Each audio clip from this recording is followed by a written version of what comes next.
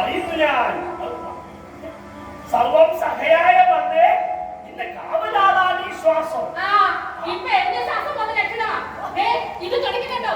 എനിക്കിതൊന്നും തുടങ്ങാൻ പറ്റില്ല. ഒന്നും പറ്റുള്ളൂ. ഇതേ ചെറുതിന് കാശ് കൊടുത്ത് മേടിച്ചു വെച്ചല്ല അവന് സമ്മാനമായി. ആരെങ്കിലും പറഞ്ഞു കാശ് കൊടുത്ത് മേടിച്ചു വെക്കണ്ടാന്ന്?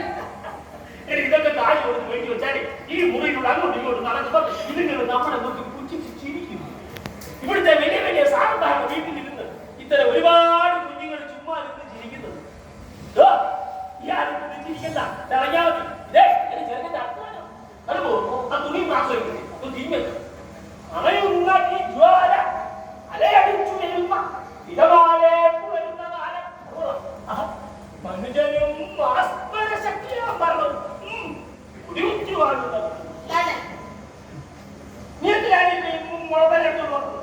ഇനി ഇതെടുക്കാൻ പറയുമ്പോ ഓടിക്കൊണ്ടല്ലോ. കുറെ കാലമായി ഞാൻ അനുഭവിക്കുന്നതല്ലേ. ഇനി സ്വപ്നങ്ങളുണ്ടായിരുന്നു. നമ്മുടെ മകൻ മിലിറ്ററി വേണ്ടി ഉദ്യോഗസ്ഥരായി രാജ്യത്തിന്റെ കാവൽക്കാരനാകുമ്പോ നമുക്ക് കിട്ടുന്ന അഭിമാനത്തിന്റെ തിളക്കമാണ് ഈ തിളക്കം. ഈ ഓരോ ചിത്രങ്ങളും ഒരു മകൻ എന്താണെന്നുള്ള അച്ഛന്റെ അതല്ലാത്ത ആഗ്രഹത്തിന്റെ അടയാളങ്ങളാണ്. രാജസ്നേഹം പഠിപ്പിച്ച് ഒന്നുകൂടെ അതിനെ പറഞ്ഞു വെച്ചാലേ പൈസയുടെ കാലത്ത് അടുത്തിരിക്കാൻ ആരും ഉണ്ടാവില്ല. റിക്രൂട്ട്മെന്റിന് പറഞ്ഞവൻ കുറെ പോയതല്ലേ, അവനത് വിധിച്ചിട്ടില്ലെന്നേ. നിങ്ങളല്ലേ സ്കൂളിൽ കേട്ടാലോ? സ്കൂളിൽ കേട്ടാലേ അധ്യാപനവും ഒരു അന്തസ്സുള്ള ജോലിയാ.